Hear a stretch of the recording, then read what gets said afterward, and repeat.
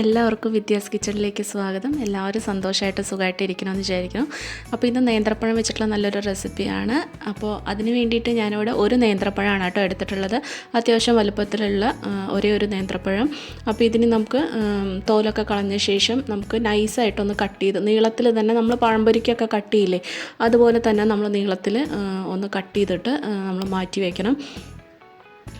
നിങ്ങൾക്ക് വേണമെങ്കിൽ രണ്ടായിട്ട് കട്ട് ചെയ്തിട്ട് അങ്ങനെ എടുത്ത് വയ്ക്കാം കേട്ടോ. വളരെ നൈസായിട്ട് കട്ട് ചെയ്യണം, ഒരുപാട് തിക്നെസ് ഇല്ലാണ്ട് നല്ല നൈസായിട്ട് തന്നെ ഇതുപോലെ കട്ട് ചെയ്തിട്ട് മാറ്റി വയ്ക്കുക. വേണമെന്നുണ്ടെങ്കിൽ രണ്ടാക്കിയിട്ടും കട്ട് ചെയ്യുക കേട്ടോ, നമ്മുടെ ഇഷ്ടംമാതിരി ചെയ്യുക.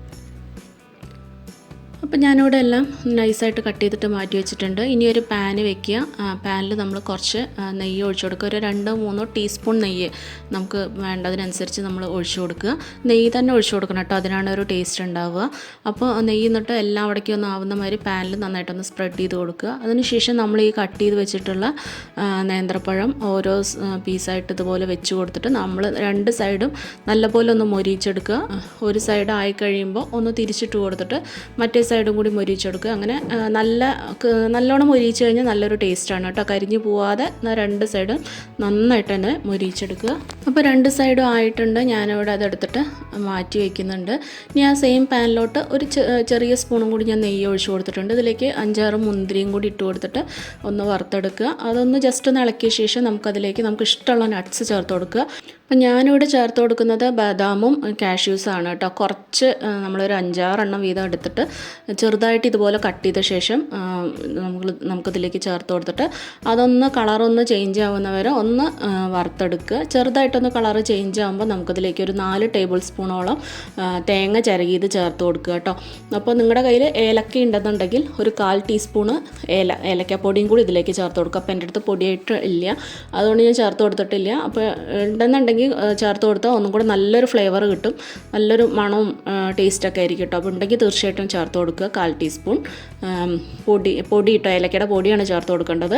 എന്നിട്ട് ഒന്ന് വറുത്തെടുക്കുക. ഒന്ന് ജസ്റ്റ് വറുത്തെടുത്താൽ മതി, ഒരുപാട് നേരം ഒന്ന് വറുത്തെടുത്ത് കളറൊന്നും ചേഞ്ച് ആവേണ്ട. പാലൊന്ന് ജസ്റ്റ് ഒന്ന് വലിഞ്ഞ് കിട്ടിയാൽ മതി. അതവിടെ വറുത്തിട്ട് മാറ്റി വയ്ക്കുക. ഇനി മറ്റൊരു ബൗളിലോട്ട് ഒരു 2 ടേബിൾ സ്പൂണ് മൈദ ചേർത്ത് കൊടുക്കുക. പിന്നെ അതിലേക്ക് ഒരു മുട്ടയും കൂടി പൊട്ടിച്ചൊഴിക്കുക. അതിനുശേഷം അതിലേക്ക് ഒരു 2 ടീസ്പൂൺ പഞ്ചസാര ചേർത്ത് കൊടുക്കുക. അപ്പം ഇത്ര മധുരം വേണ്ടാന്നുണ്ടെങ്കിൽ നിങ്ങൾക്ക് 1 ടീസ്പൂൺ ചേർത്ത് കൊടുത്താലും മതി. പിന്നെ അതിലേക്ക് ഒരു 1/8 സ്പൂണ് ഉപ്പും കുറച്ച് മഞ്ഞൾപ്പൊടി, ഒരു കളറിന് വേണ്ടിയിട്ട് കുറച്ച് മഞ്ഞൾപ്പൊടിയും കൂടി ചേർത്ത് കൊടുക്കുക. എന്നിട്ട് കുറേശ്ശെ പാൽ ഒഴിച്ച് കൊടുത്തിട്ട് കുറച്ചൊരു ലൂസായിട്ടുള്ളൊരു കൺസിസ്റ്റൻസിയിൽ നമുക്കിത് നന്നായിട്ട് ഒന്ന് അടിച്ചെടുക്കാം. നിങ്ങൾക്ക് ഒന്ന് ജസ്റ്റ് ഇങ്ങനെ ആദ്യം സ്പൂൺ വെച്ചിട്ടൊന്ന് ഇളക്കിയിട്ട് ഒന്ന് മിക്സിയുടെ ജാറിലിട്ട് അടിച്ചെടുത്ത് ആ കട്ടയൊക്കെ കംപ്ലീറ്റ് ആയിട്ട് തന്നെ ഇതായി കിട്ടും കേട്ടോ. അതാണ് ഏറ്റവും എളുപ്പം, മിക്സിയിലൊന്ന് ഇതാക്കുന്നതിൽ. അല്ലെങ്കിൽ ഒരു വിസ്കോ ഫോർക്കോ വെച്ചിട്ട് നന്നായിട്ടൊന്ന് അടിച്ചെടുക്കണം. ഒട്ടും കട്ടയും കഷങ്ങളും ഒന്നും ഇതിലുണ്ടാവാൻ പാടില്ല കേട്ടോ, അത്രയും നന്നായിട്ട് തന്നെ അടിച്ചെടുക്കണം. അപ്പോൾ ഞാനിവിടെ നന്നായിട്ട് അടിച്ചെടുത്തിട്ടുണ്ട്. അപ്പോൾ ഇതായിരിക്കണം കേട്ടോ ആ ഒരു ബാറ്ററിൻ്റെ കൺസിസ്റ്റൻസി ഉണ്ടാവേണ്ടത്. ഒരുപാട് തിക്കായിട്ട് ഉണ്ടാവാൻ പാടില്ല, കുറച്ചിങ്ങനെ ഒരു ലൂസായിട്ടുള്ളൊരു പാകത്തിനായിരിക്കണം കേട്ടോ ഉണ്ടാവേണ്ടത്. അപ്പോൾ ഇതന്നെ അവിടെ മാറ്റി വയ്ക്കുക. ഇനി ആ ഒരു സെയിം പാനിലോട്ട് ഒരു ചെറിയ സ്പൂണും കൂടി നമുക്ക് നെയ്യ് ഒഴിച്ചു കൊടുക്കുക. എന്നിട്ട് അതിലേക്ക് ഈ ഒരു കൂട്ട്, നമ്മുടെ ഈ മുട്ടയുടെയും അതിൻ്റെ കൂട്ട് നമുക്ക് മുഴുവനായിട്ട് ചേർത്ത് കൊടുക്കുന്നുണ്ട്. കുറച്ച് ക്വാണ്ടിറ്റിയിലുള്ളതുകൊണ്ട് മുഴുവനായിട്ട് ഞാൻ ചേർത്ത് കൊടുക്കുന്നുണ്ട്. ഇനി അതിൻ്റെ മേലേക്ക് നമ്മൾ നേരത്തെ അവിടെ വഴറ്റി വെച്ചിട്ടുണ്ടായിരുന്ന പഴം നമുക്ക് ഇതിലേക്ക് ചേർത്ത് കൊടുക്കുക. ഓരോന്നോരോന്നായിട്ട് നമുക്ക് ഇങ്ങനെ ഇതാക്കി കൊടുക്കുക. എല്ലാം വെച്ച് കൊടുക്കുക കേട്ടോ. നമ്മൾ ആ വഴറ്റിയെടുത്ത് പഴം വെച്ച് കൊടുക്കുക. അല്ല നിങ്ങൾക്ക് രണ്ട് ഇതായിട്ടാണ് ചെയ്യണമെന്ന് വെച്ചാൽ അങ്ങനെ നിങ്ങൾക്ക് ചെയ്തെടുക്കുക കേട്ടോ. ഞാനിപ്പോൾ ഒറ്റ പ്രാവശ്യമായിട്ടേ ചെയ്തെടുക്കുന്നുള്ളൂ. അല്ല നിങ്ങൾക്ക് പകുതി പഴവും പകുതി ആ ബാറ്റർ മാറ്റി വെച്ചിട്ട് 2 തവണയായിട്ട് ചെയ്തെടുക്കുക കേട്ടോ.